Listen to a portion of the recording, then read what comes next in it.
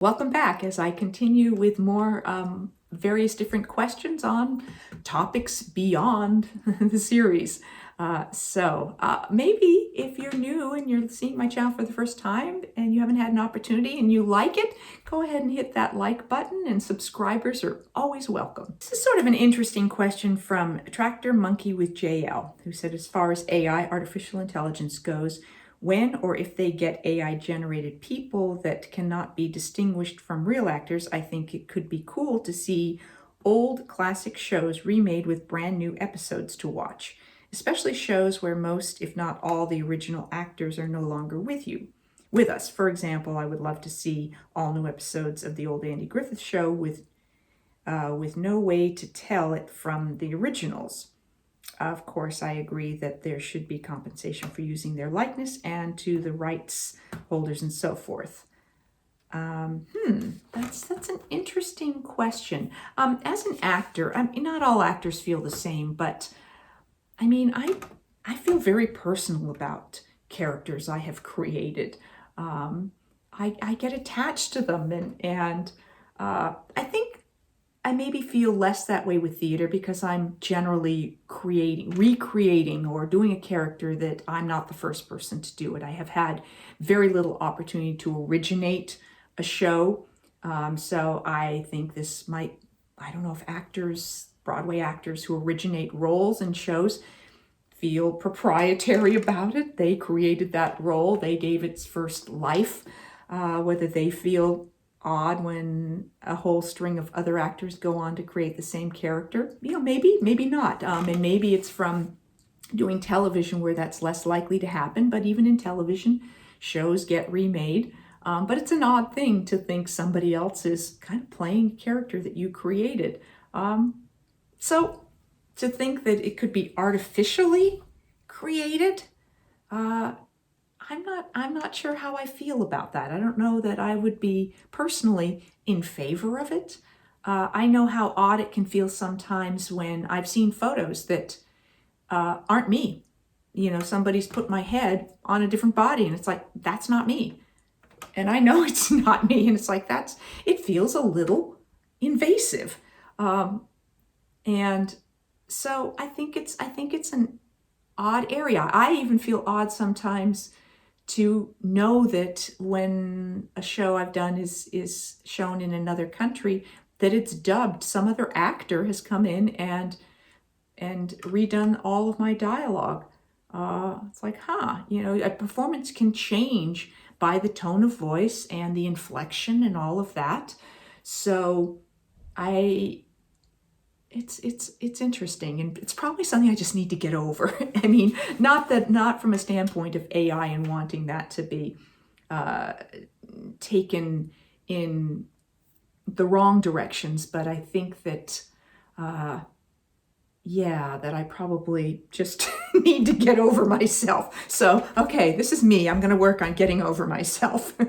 And Dan Kirsten asked me about away from the work. My hobbies and my sporting life, different study interests, musical interests, stuff like that. So, wow, nowadays, I would say that my life is, it revolves around just regular things. Horses have been a passion over the years, and they very much are right now. I do have a horse.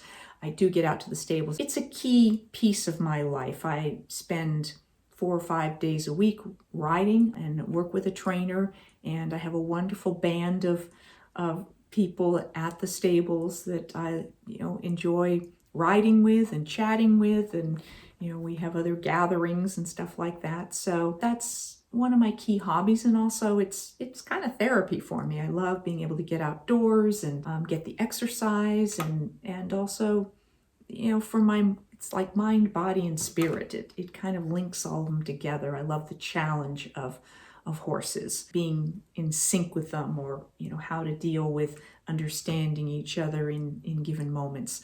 So that's a big piece of my life, and that interaction is people of all ages, boys, girls, women, different experience levels, and different all those kinds of things that I think just make it interesting. It's like real life. It doesn't matter who I am at the stables. The horse doesn't care who I am. The people I ride with don't care who I am. So it's nice to just do things just as a fellow horse lover. Some of the other things, I've been sort of trying to learn golf. I don't get out to practice often enough. I haven't taken enough lessons. It interests me, but it's an impossible sport.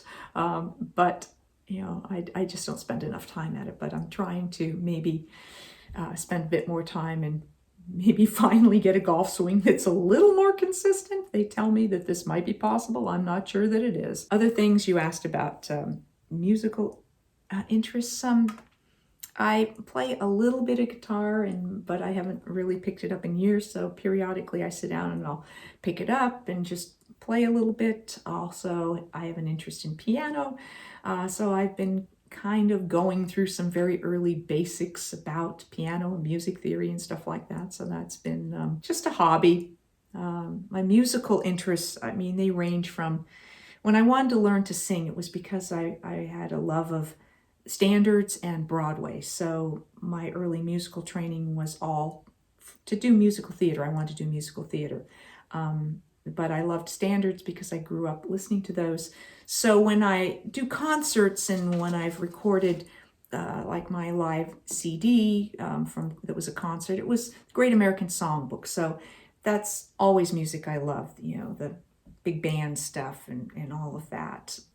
I enjoy the industry that I'm in, so I enjoy watching shows or movies or stuff like that as well. But I do like to do outdoor activities, and I love projects around the house. Virtually all of the interior painting in my house, I enjoy painting.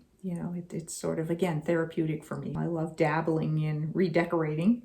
Not that I do it for anybody else because I don't think I'm anywhere near good enough, but I enjoy kind of updating things in my own house. Those are sort of some of my life interests, and there you go. Thanks for asking. A question from WatchVids, who said, could you please talk about, in detail, living and working in Canada and compare it to living and working in the United States? Wow. I don't know how in detail I can get.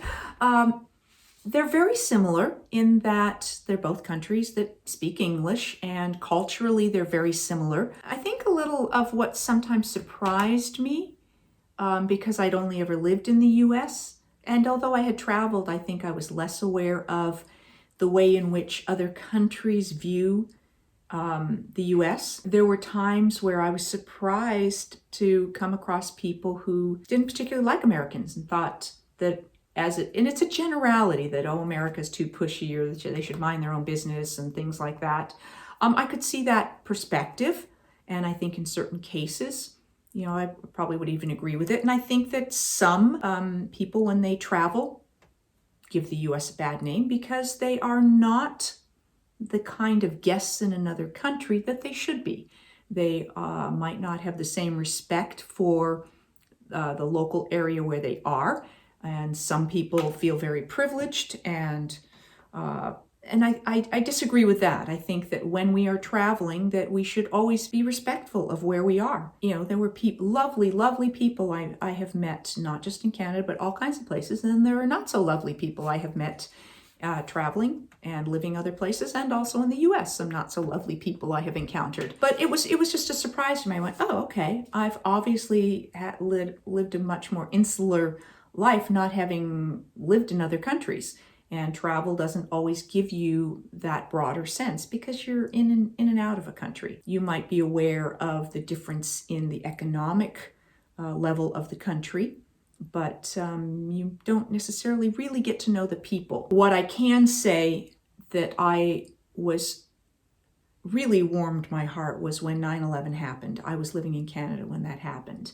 And the show of support from Canada was just overwhelming. Not to me, because, nothing happened to me at 9/11, but just watching the way Canada pulled together to be of assistance to what was going on in New York at Ground Zero, and the planes that had to be redirected, and just the show of humanitarian support and stuff. So I was very proud at that moment to be a Canadian as well. I do have dual citizenship, and I adored working in Canada. I loved the industry up there.